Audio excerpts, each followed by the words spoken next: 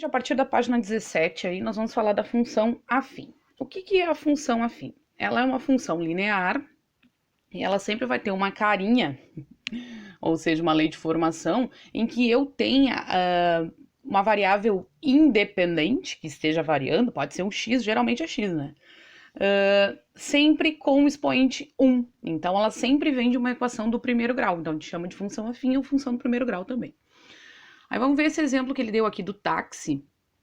Tá? Então, ele dizendo que o valor pago pela corrida é composto de duas partes. Uma fixa, que a gente chama de bandeirada, e outra que varia proporcionalmente à distância percorrida.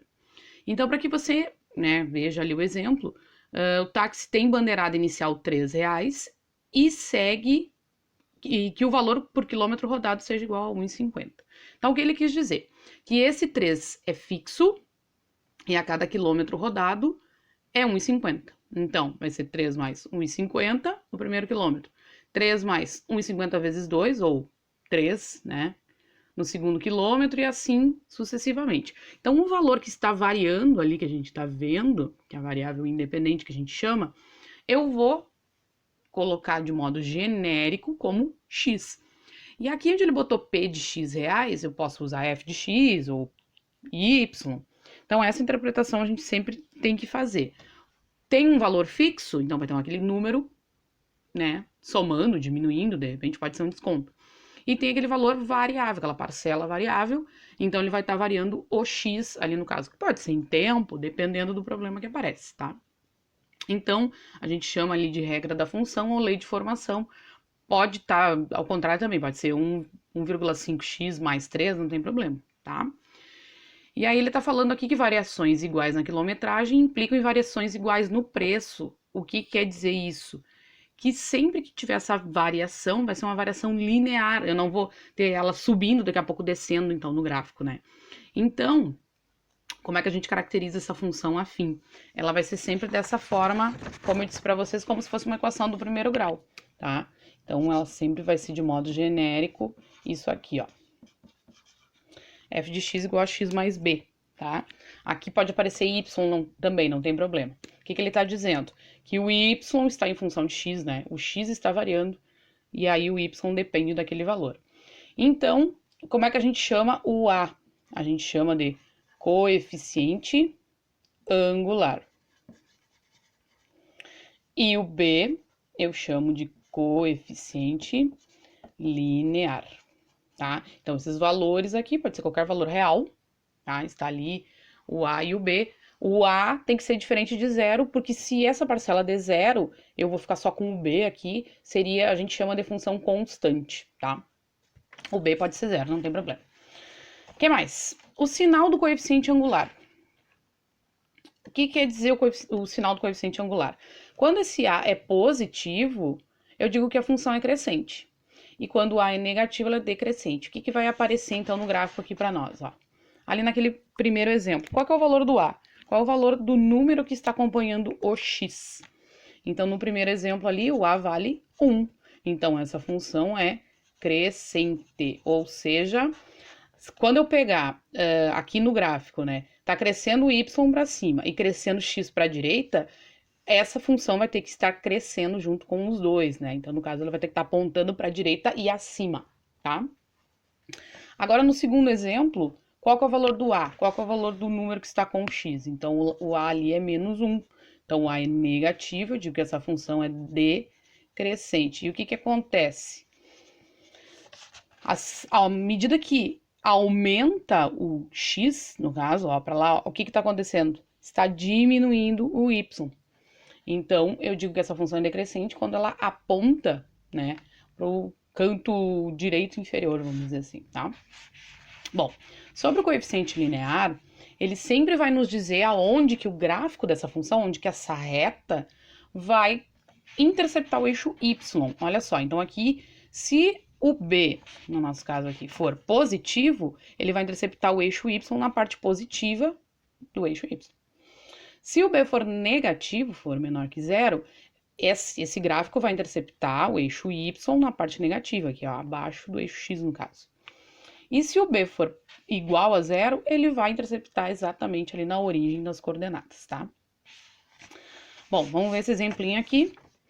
Seja a função f de x igual a x mais b, determine o sinal de A e B nos gráficos. Então, no primeiro gráfico, o que eu vou olhar? Então, no primeiro gráfico, qual que é o valor do A? Eu tenho que ver se essa função é crescente ou decrescente. O que está acontecendo com essa função? Está decrescendo. Então, o A é negativo, porque ela é decrescente. Tá? E o que está acontecendo com o B? O B é exatamente onde esse gráfico está interceptando o eixo Y. Onde é que ele está interceptando o eixo Y? Na parte de baixo aqui, né? Ou seja, na parte negativa do Y. Então, eu sei que o sinal do B é negativo também, tá? No segundo gráfico, o que vai acontecer? Agora a função está crescendo. Então, o A é positivo, tá? E o B? Onde é que está o B? Onde é que ele está interceptando o gráfico? O gráfico está interceptando o eixo Y. Na parte de cima do eixo Y, na parte positiva. Então, o B aqui também vai ser positivo.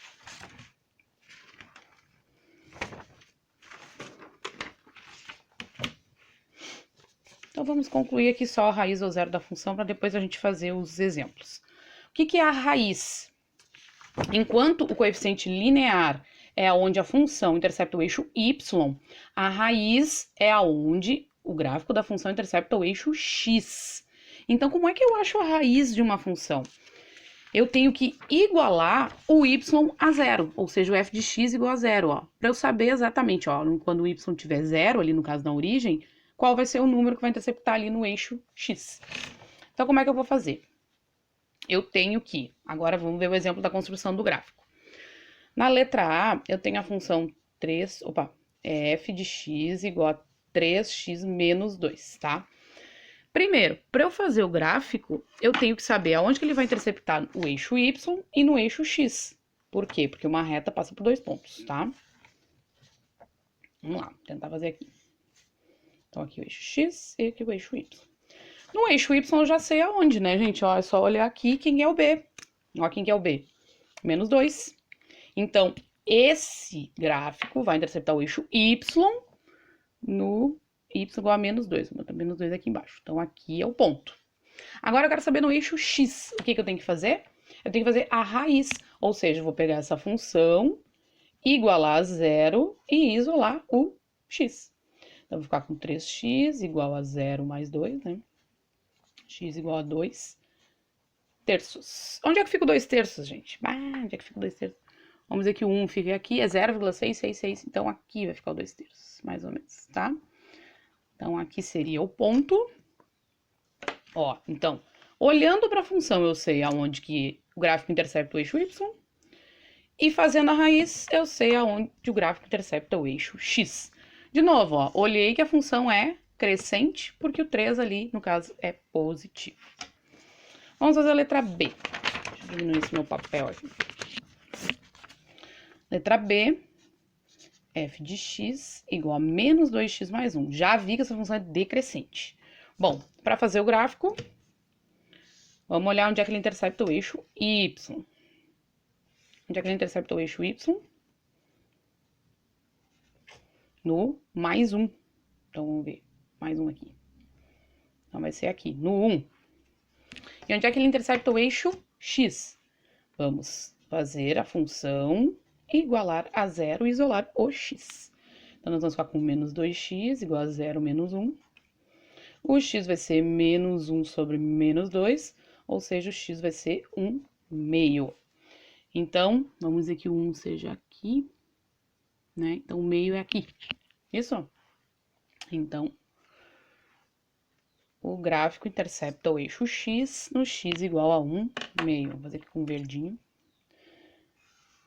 Temos uma função decrescente, como eu disse para vocês, interceptando o y no 1 e o x no 1 meio.